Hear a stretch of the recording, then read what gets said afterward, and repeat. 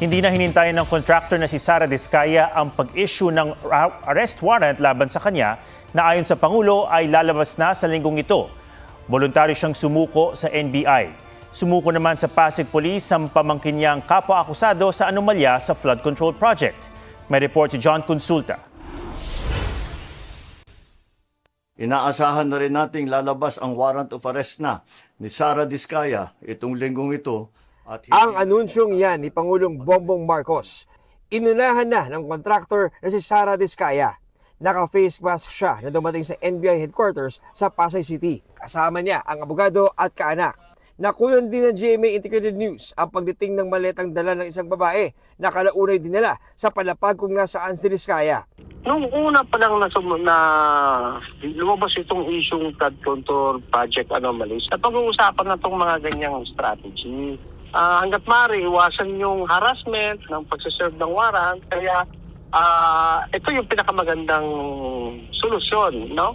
Mag-voluntary surrender siya. Nitong Biyernes, naghain ang ombudsman ng kasong malversation at paglabag sa Anti-Graft and Corrupt Practices Act laban kay Diskaya at ilan pang individual, kaugnay ng isang ghost flood control project sa Kulaman, Jose Abad Santos, Davao Occidental. Proyekto yan ng St. Timothy Construction Corporation na isa sa mga kumpanya ng pamilya Diskaya. Ayon sa source ng GMA Integrated News, nagpahiwatig ng pagsuko si Diskaya ngayong araw sa isang regional officer ng NBI.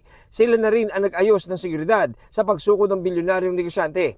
Ayon sa isa pa naming source, inaantabayanan na lang ang formal na paglabas ng warrant of arrest laban kay Diskaya mula sa Digos City Regional Trial Court.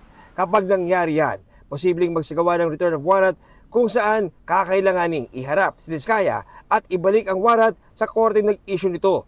Hindi kasama ni Diskaya ang asawang si Curly na nakaliting pa rin sa Senado matapos ipakontempt dahil sa umano'y pagsisinungaling. Bukod kay Sara, sumuko rin ang kanyang pamangkin at kapwa-akusadong si Maria Roma Angeline Rimando na isa sa mga opisyal ng St. Timothy Construction. Tumawag siya sa akin kagabi, sabi niya, "Attorney, samahan mo ko.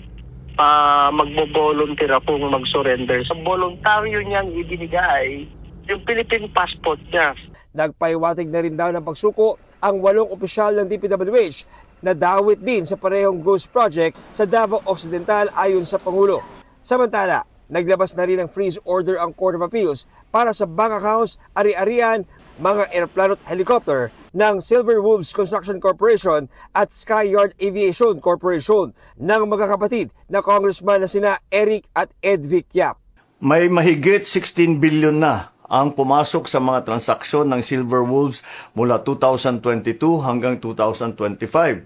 Nakaramihan ay may kaugnayan sa mga flood control project ng DPWH. Sa kabuuan, 280 bank accounts ng mga Yap ang sakop ng freeze order, kabilang ang 22 insurance policy, 3 securities account at 8 aircraft. Magpapatuloy ang investigasyon, magpapatuloy ang pagpapanagot at titiyakin ng pamahalaan na ang pera ng bayan ay maibabalik sa taong bayan. John Consulta, nagbabalita para sa GMA Integrated News.